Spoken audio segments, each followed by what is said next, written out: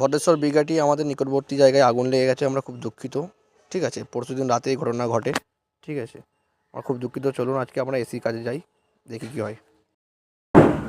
বন্ধুরা দেখো, এটা একটা হিতাচি এসি 5 স্টার লাগাতে এসছে। কলকাতা পুলিশের একটা ছেলে চাকরি করছিল, মানে চাকরি ইন্টারভিউ দিয়েছিল, কিন্তু সে চাকরি পায়নি, তার জন্য এসি কাজে লেগেছে আমার সাথে। বডিটা দেখে তো, বডিটা ফার্স্ট ক্লাস আছে। জিমে যাই দিনে 4 বার, এখানে এসি লাগানো হবে। আপনারা দেখতে থাকো কি করে প্রথম কাজ শুরু করা হয় সেটা দেখো। এই যে বেস, এটার উপরে এসিটা আটকাবে। কানেকশান লাইন এবিসিডি করা আছে, ছোটোবেলায় পড়াশোনা করেছো নিশ্চয়ই। এবিসিডি দেখে দেখে সাজালেই হবে, খুব সহজ ইজি পদ্ধতি।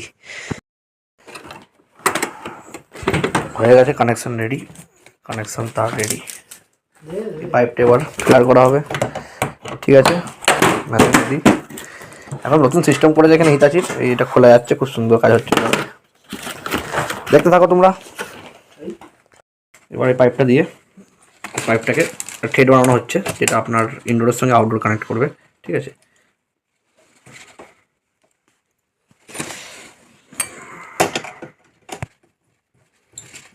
থ্রেডটা দেখানো হচ্ছে কেমন করে কতটা কি হয়। এটার সঙ্গে এটা কানেক্ট হবে, দেখে নাও। এটার সঙ্গে এটা কানেক্ট হবে, তারপরে এর লাস্টের সঙ্গে আউটডোরে কানেক্ট হবে।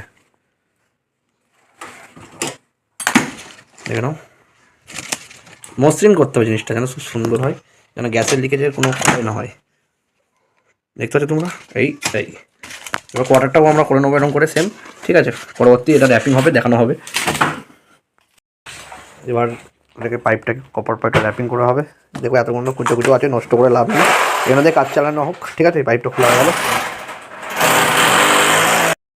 একটা এখনও বেঁচে আছে, হাফ হয়ে গেছে, অল্প কিছু বাকি আছে, সেটা ওপরে গিয়ে কতটা কী পাইপ লাগছে সেই বুঝে করা হবে।